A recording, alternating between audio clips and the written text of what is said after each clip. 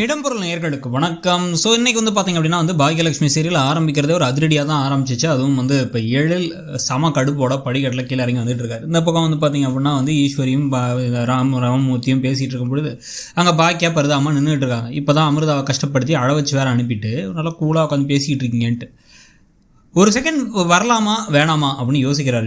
தேவையில்லாமல் பிரச்சனை பண்ணலாமா வேணாமான்ட்டு அப்புறம் ஒரு கட்டத்துக்கு மேலே பொறுத்தது போதும் பொங்கி எழுவோம் அப்படின்னு நேராக வராரு. வந்து பாட்டி என்ன கேட்டீங்க அமிர்தா கிட்ட அப்படின்னு கேட்குறாரு. என்ன கேட்டான் என்ன சொன்னாவ அப்படின்ட்டு இருக்கும் போதே டெய் எழில் அப்படிங்கிறாங்க பாக்கியா.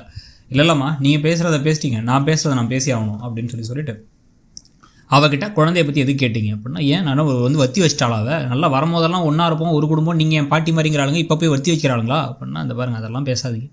குழந்தைய பற்றி அவள்கிட்ட எதுக்கு கேட்டிங்க அதை நீங்கள் கேட்கக்கூடாது அப்படின்ட்டு. ஏன் நான் கேட்கக்கூடாது? நான் ஏன் கேட்கக்கூடாது? நான் இந்த வீட்டில் அப்புறம் என்ன இடம் இருக்குது, என்ன வேணாலும் நீங்கள் என்ன திட்டிங்க, என்ன அடிச்சிங்க, இல்லை என்ன கோச்சிங்க, என்ன வேணாலும் பண்ணுங்கள்.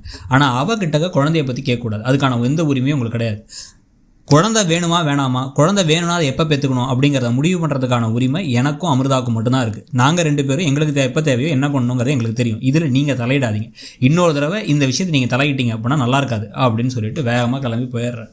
போன உடனே இவங்க அமிர்தான்னு கத்தி கூப்பிட்றாங்க. உடனே இப்போ தானே அவன் சொல்லிட்டு போனான் அவள்கிட்ட எதுவும் கேட்காதன்ட்டு அப்படின்னா அவன் சொன்னால் நான் கேட்கணுமா, என்ன நினச்சிட்டு இருக்கா, என்ன பாக்கியா பிள்ளை வளர்த்துருக்க, நீ என்ன வளர்த்துருக்க, எப்படி பேசுகிறான் பார் அப்படின்னா நான் சரியாக தான் வளர்த்துருக்கேன்ட்டாங்க பாக்கியா. பரவாயில்ல பாக்கியா அப்படின்னு நம்மளுக்கு பாக்கியா கைத்தட்ட வேண்டியதாக இருந்துச்சு. சூப்பர் பாக்கியா அப்படின்ட்டு. நான் என் பிள்ளைய கரெக்டாக வளர்த்துருக்கேன், அவன் ஒய்ஃப் பக்கம் நிற்கிறான். அவன் இந்த மாதிரி நீங்கள் அமிர்தாட்ட கேட்டது எனக்கே விருப்பம் இல்லை. இந்த காலத்துலலாம் அவங்களுக்கு எப்போ தேவையோ அவங்க பெற்றுப்பாங்க. நீங்கள் அந்த மாதிரி கேட்கறது ரொம்ப தப்பு.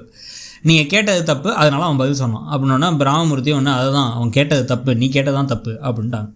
உடனே எல்லாரும் சேர்ந்து இப்படி பேசுறீங்கல்ல அப்படின்ட்டு கோவமாக கிளம்பி உள்ளார போயிடுறாங்க. எனக்கு என்ன பண்ணணும்னு தெரியும், நான் விட மாட்டேன் மன்னிக்க மாட்டேன் அப்படின்னு கத்திட்டே போயிடுறாங்க. அடப்பாமான்ட்டு ராமமூர்த்தி என்ன சொல்கிறாங்கன்னா, அவள் பாசத்தினால இப்படி கேட்குறாமா, அவ்வளோதான், வேற ஒன்றும் கிடையாது. அதனால அவங்களுக்கு புரிஞ்சிக்க மாட்றா. இந்த மாதிரி விஷயத்தில் இந்த மாதிரிலாம் நோ சொல்லிட்டாங்கன்னா அதை ரெஸ்பெக்ட் பண்ணணும்னு புரிஞ்சிக்க மாட்றா அப்படின்ட்டாங்க. சரி ஓகே அப்படின்னதுக்கு பிறகு தான் இந்த பக்கம் பார்த்தீங்கன்னா கோபி தரல ஒரு பெரிய இடியே விழுந்துருச்சு. கோபியுடைய ஷெஃப் வரல. கூட இருக்கவங்க எல்லாருமே எடுபடி தான் போடல. அசிஸ்டன்ட் ஷெஃப்னு ஒரு ஆளை அவர் வச்சுக்கவே இல்லை. ஒரு நாள் ஒரு லீவ் போட்டால் என்ன ஆகுங்கிறத கூட பார்க்கவே இல்லை. சொன்ன மாதிரி அந்தளவுக்கு டம்மியாக தான் பிஸ்னஸ் நடந்த ஐடியா வச்சிருக்காரு. அவங்களுக்குலாம் சமைக்க தெரியாதான், சுடுதண்ணி காய வச்சுருக்காங்களாம், காய்கறி வேணாலும் நறுக்கி தருவாங்களாம். அவர் இல்லாமல் சமைக்க முடியாது. ஒரு ஒய்ஃபுக்கு உடம்பு சரியில்லாமல் வரல அப்படின்னா அவருக்கு என்ன பண்ணுறதுன்னு தெரியாமல் பிஸ்னஸை இவர் ஆரம்பிச்சிருக்காரு. ஏதோ பெரிய இவராட்டம் நான் க்ளவுட் கிச்சன் ஆரம்பிக்கலான் இருக்கேன் அப்படின்ட்டு மனைவிட்ட காசு வாங்கிட்டார். பிஸ்னஸ்க்கான கான்டாக்ட்ஸை இவர் தான் பிடிச்சிருக்கணும். இவங்க இல்லைன்னா என்ன பண்ணுங்கிறத பார்த்துருக்கணும். ராதிகாவுக்கு கால் பண்ணி ராதிகாட்ட நீ ஏதாவது ஹெல்ப் பண்ணு அப்படின்னா நான் என்ன பண்ணுவேன், நீங்கள் உங்கள் பிஸ்னஸை பார்த்துக்க முடியாமல் இருக்கிறதுக்கு நான் ஹெல்ப் பண்ணணுமா அப்படின்ட்டு கடுப்பாயிட்டாங்க. கடுப்பாயிட்டு சரி நான் கிளம்புறேன் அப்படின்ட்டு கோவமாக அவங்க ஃபோனை வச்சிடறாங்க. ஏன்னா அவங்களுக்கு வேலை இருக்குது அப்படின்னு சொல்லிட்டு அவங்க என்ன சொல்கிறாங்கன்னா, என்ன வேணாலும் இருக்கட்டும் அப்படின்னு திருப்பி கால் பண்ணுறாங்க. கால் பண்ணிட்டு என் ஆஃபீஸுக்கு வர வேண்டிய சாப்பாடு கொடுத்து அனுப்பிடுங்க, இல்லைனா அசிங்கமாயிடும், தேவையில்லாமல் ஒரு வாரத்தையே சாப்பாடு நான் சொன்ன கான்ட்ராக்ட் வரலன்னு சொல்லிட்டு என்னை திட்டுவாங்க அப்படின்ட்டு வச்சிடறாங்க. எங்கேருந்து சாப்பாடு கொடுக்குறன்னு வெறும் தெரில.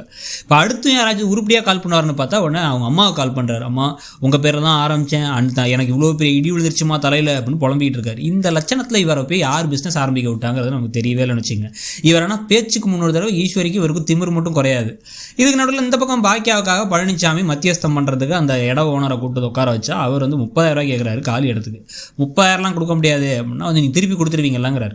2-3 வருஷத்தில் உங்களுக்கு ஏதாவது ஐடியா இருக்கா, 2-3 வருஷம் கழிச்சு ஏதாவது கட்டுவோம், அப்போ அது வரைக்கும் நாங்கள் வச்சுக்கிறோம், அக்ரிமெண்ட் போட்டுக்கலாம். 30,000 ரொம்ப ஜாஸ்தியாக இருக்குது, 10,000 கொடுக்கலாம் அப்படின்னா 10,000 வேணாம், ஒரு 5,000 வேணாம் கூட அப்படின்னு அவர் பேசிட்டே இருக்காரு. மற்றவங்களாம் ஓகேன்னு சொல்ல வராங்க. ஆனால் பழனிசாமி விடவே இல்லை. என்னங்கண்ணா நீங்கள் அந்த இடத்துல குப்பை கொட்டுவாங்க, அப்புறம் அந்த இடத்துல யாராவது ஆக்கிரமிப்பு பண்ணுவாங்க, எல்லாம் யோசிச்சுங்க, நாங்கள் தான் எங்கள் கோயில் மாதிரி பத்திரமா வச்சு போனாங்கன்னு திருப்பி பேச, நீங்கள் இல்லைனா நாங்கள் இன்னொரு இடம் தள்ளி இன்னும் 4 காலி இடத்துக்கு அங்கே போய் பேசிக்கிறோம்லாம் மிரட்டினதுக்கப்புறமா அவர் கடைசியாக ஓகே 10,000க்கே தரேன்ட்டாரு. உடனே எல்லாரும் பழனிசாமியை பாராட்டி தள்ளுறாங்க. சான்ஸ்லெஸ் சார், சூப்பர் சார் அப்படின்ட்டு உங்கள்கிட்ட நிறைய கற்றுக்கணும் சார் அப்படின்னா, நீங்கள் கற்பூர புத்தி சூப்பராக கற்றுப்பீங்க அப்படின்னு அவர் சந்தோஷப்பட்டு இருக்கார். ஸோ இந்த பக்கம் பாக்கியாவுக்கு சந்தோஷம், அந்த பக்கம் கோபி தரல இடி. இதுக்கு நடுவில் நல்லா ஈஸ்வரிக்கு கரெக்டாக வாங்கி கட்டிக்கிட்டாங்கன்னு சூப்பராக போச்சு. எபிசோடை பற்றி உங்கள் கருத்து என்னங்கிறத சொல்லுங்கள். தேங்க்யூ. இடம்பொருள் நேயர்களுக்கு வணக்கம். ஸோ இன்றைக்கி பார்த்தீங்க அப்படின்னா பாக்யலட்சுமி சீரியல் ஆரம்பிக்கிறதே ஒரு